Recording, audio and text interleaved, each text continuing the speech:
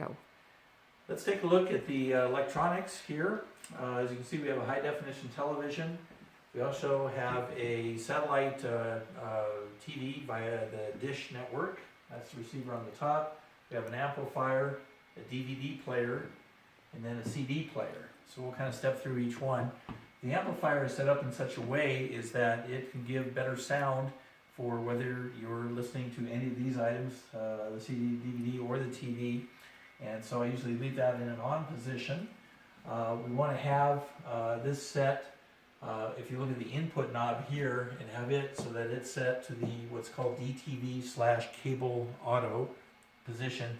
That way the TV and the CDs will play through. We have a kind of a small kind of surround sound system in here, nothing fancy, but gives you a little bit nicer sound quality. So if we start with the CD player, we push the standby button over here on the side. It's got a little red light next to it, and that'll power it on. And what we have here down below is a whole rack of CD cases. There's nothing actually in them, but if you're interested in looking to see the labels and such. So up here we have a register, and I have it set to all disc shuffle, meaning that one song will play from a given disc, and then at random it will shuffle to one song on a different CD, and it's totally random. And so if I go ahead and hit the play button here, it'll move to the next position.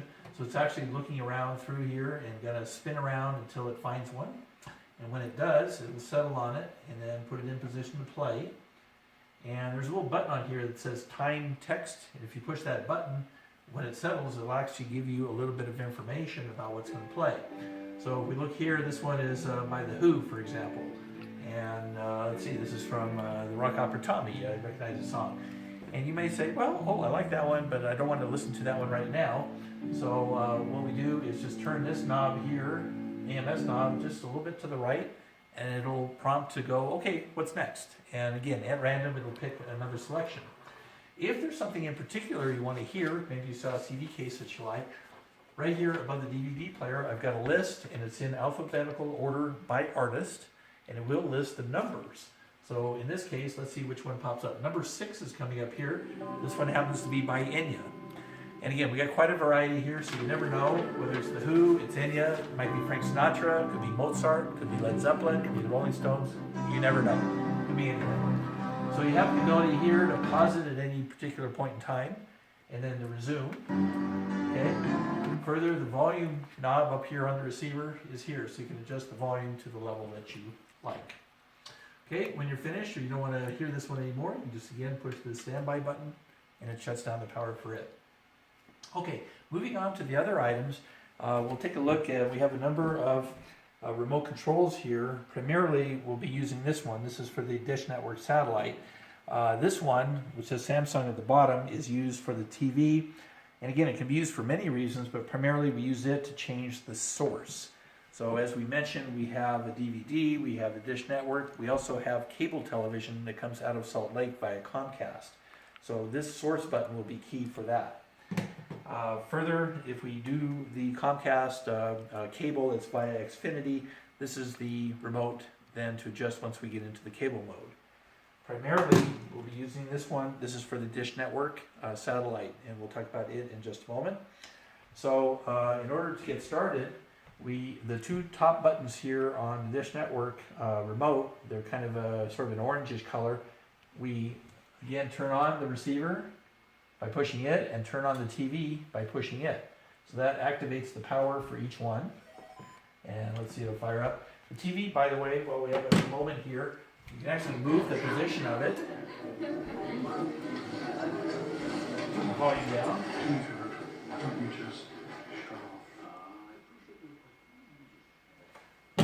And you can actually position this, you can tilt it, okay, and position it in such a way that is suitable for you. Okay, so we talked a moment ago about our source button here. So right now, we're actually watching Dish Network satellite. If we push the source button, let's see, I'm actually going to, first I'm going to turn the DVD on, so to power it up, so that when I push the source button, and if we look here on the upper screen, the corner, we see it says HDMI 2, so that's for the DVD. So you can see that the DVD that's in the system is loading. So that's choice number 1 on the source button. If I push source again,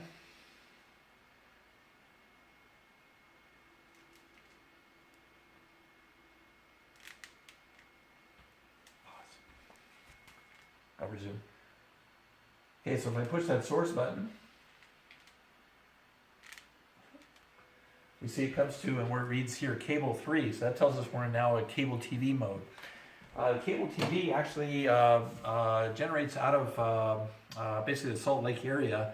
It has all the networks, ABC, CBS, NBC, PBS, and Fox, that we don't have on a dish satellite, so it's handy for that purpose. In addition, we also have a local television station, public station number 17, that's PCTV, or for Park City, and it's nice because it provides local weather, ski, or event information, and mostly outdoors types of activities, so it's kind of cool to see what's going on in the area. So in order to adjust the channels on it, right now I have it to channel 17, but if we were to using this Xfinity remote, we can change the channels here, and we have a listing here, so I'm going to put it back on the 17, so we see PCTV. If we wanted to go to networks, for example, CBS here I think is number 2, and so on. So we can channel up and down from there.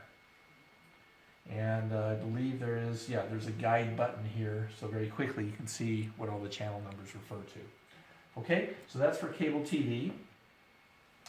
If we push our source button again on the Samsung remote and push that source button, we'll work our way around to the Dish Network, and there we are. So this HDMI 1 satellite then refers to Dish Network, and we're back on this remote. So from here, if we push the guide button, we'll get a listing. You'll notice it says My Channels here. And so here's a listing of all the different TV stations that we were able to receive. You'll notice in the 300s we have movie-oriented, so like HBO, Showtime, and so forth. And you'll want to pick the one that says HD because that's high definition. We'll be able then to get high definition broadcasts. If we push page up and down here, we can then rotate through, and we'll see here's all the Showtime, and we have the movie channel, and we have encores, in essence, movies. If we go to 200, I'm typing in 200 here, these are more news-oriented. So we have the CNNs, Fox News, CNBC, MSNBC, and so forth. If we are sports-oriented and we want to watch, let's say, ESPN, so I type in 140, and we just come there, and then we have ESPN, ESPN University, ESPN News, and so forth. So again, I'm going to push that page down button, and we see there, and then we go into, we have the Fox Sports, Major League Baseball, we have NBA, NHL, and so forth. So the 140s, 150s are kind of sports-oriented. So you have a choice of those. Anyway, there are several more, but by pushing guide, you'll be able to see what's available to you. In addition, we have the ability to record, and I'm going to push View Live TV here. That takes us back to from where we started. And if we hit Info, that will tell us information about the particular program we're looking at now. This one happens to be a movie. One thing to be careful of, this TV thinks it's in the Pacific time zone, so always remember to adjust the time in your mind to recognize that it's Pacific time. So if I push View Live TV, that takes us back to kind of a straightforward TV broadcast. And then if I want to watch one of the recordings, I push this button DVR. If I push DVR, and I get My Recordings, this select button in the top circle here, the blue one in the circle, if I push on My Recordings, and we see various programs that have been recorded, I have a number of movies that are listed here, and if I just scroll down here using the down button, and I push enter there, it'll show me a list of the movies. And so these are the ones recorded recently. And then again, I can page up and down within these.